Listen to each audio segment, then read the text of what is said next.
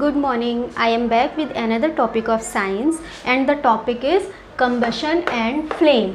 ठीक है. Then first question is what is combustion?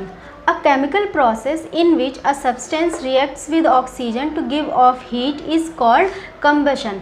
एक ऐसा chemical process जिसमें कोई एक substance ऑक्सीजन के साथ रिएक्ट करके हीट देता है, उस प्रोसेस को कहते हैं combustion. ठीक है. अब कंबस्टिबल सब्सटेंस कौन कौन से होते हैं, जैसे कि मान लीजिए एलपीजी हो गया, सीएनजी हो गया, डीजल, पेट्रोल, ये सब क्या है, कंबस्टिबल सब्सटेंस है.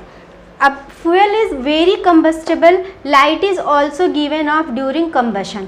जो फ्यूल होता है वो बहुत ही कंबस्टिबल होता है, बहुत जल्दी उसमें आग पकड़ती है, और during the process of combustion क्या होता है, हीट निकलती है. लाइट आपने देखा होगा कि जहाँ पर भी आग लगती है तो क्या होता है, लाइट निकलती है ना, उसमें से आग में क्या होता है, लाइट ही होती है.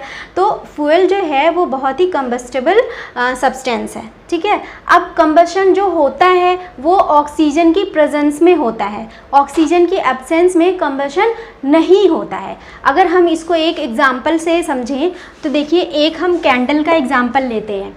ये कैंडल है, इसको हमने ये यहाँ पर नीचे से कोई भी दो लकड़ी के टुकड़े या कुछ भी रख के उसके ऊपर हमने एक ये ग्लास रखा. ठीक है. अब इसमें नीचे से ऑक्सीजन जा रही है तो कैंडल क्या होगा, जलती रहेगी.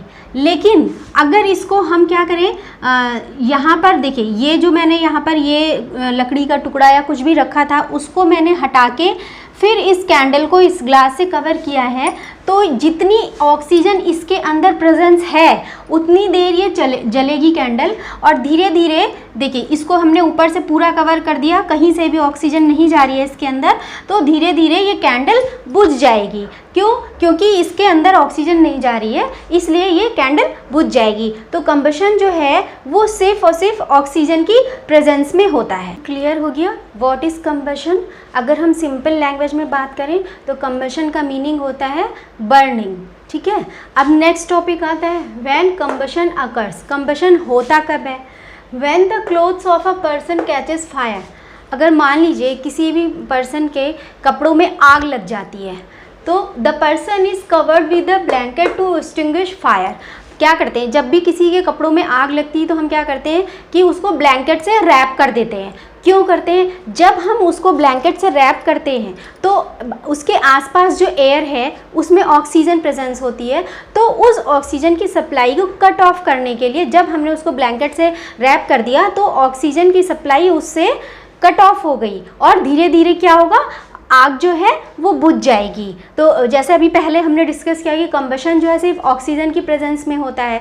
अगर हमने उस पर्सन को ब्लैंकेट से रैप कर दिया तो एयर की जो ऑक्सीजन है वो उस तक नहीं पहुंचेगी और धीरे धीरे फायर जो है वो बुझ जाएगी. ठीक है. The lowest temperature at which a substance catches fire is called is ignition temperature. मतलब वो लोएस्ट टेम्परेचर जिस पे कोई भी सब्सटेंस आग पकड़ता है उस टेम्परेचर को उसका क्या कहते हैं, इग्निशन टेम्परेचर. ठीक है.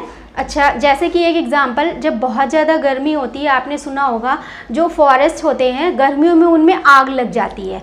क्यों लग जाती है, क्योंकि जो जितने भी पेड़ पौधे होते हैं उनकी जो लीव्स होती है वो गर्मी में बिल्कुल ड्राई हो जाती है, और जब वो ड्राई होती है और टेम्परेचर इतना ज़्यादा हॉट हो जाता है तो उन पत्तों में आग पकड़ लेती है गर्मी की वजह से.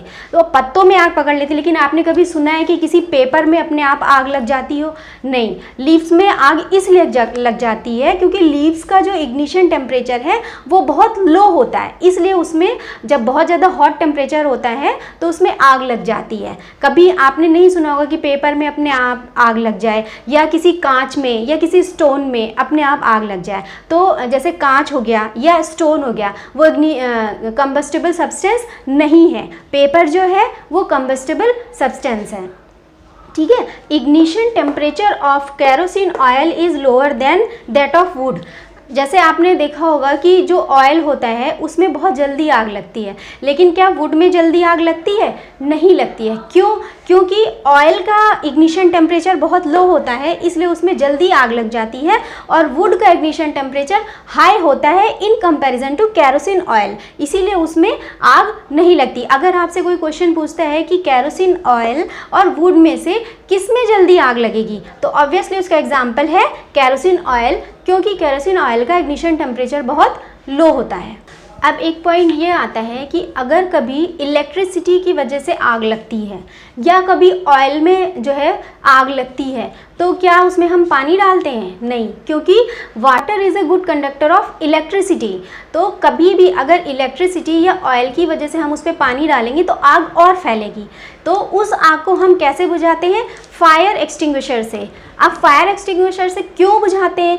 क्योंकि उसके अंदर जो है फायर एक्सटिंग्विशर जो होता है उसमें कार्बन डाइऑक्साइड होती है, और कार्बन डाइऑक्साइड ऑक्सीजन से हैवी होती है। तो जब भी हम फायर एक्सटिंग्विशर का यूज़ करते हैं तो कार्बन डाइऑक्साइड क्या होता है, क्योंकि ऑक्सीजन से वो हैवी होती है तो वो नीचे जाती है और ऑक्सीजन जो है ऊपर ऊपर रह जाती है। तो ऑक्सीजन का सब्सटेंस के बीच में ये जो कार्बन डाइऑक्साइड है वो उस ऑक्सीजन का कट ऑफ कर देती है और आग जल्दी बुझ जाती है। तो इसीलिए कभी भी इलेक्ट्रिसिटी या ऑयल की वजह से जब आग लगती है तो हम वाटर का यूज़ नहीं करते हैं, उसके लिए हम किसका यूज़ करते हैं?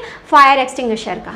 ठीक है, तो ये अब क्लियर हुआ कि कंबशन क्या होता है और कंबशन कब होता है। ठीक है, अब इसके आगे का टॉपिक हम नेक्स्ट वीडियो में डिस्कस करेंगे। Bye bye.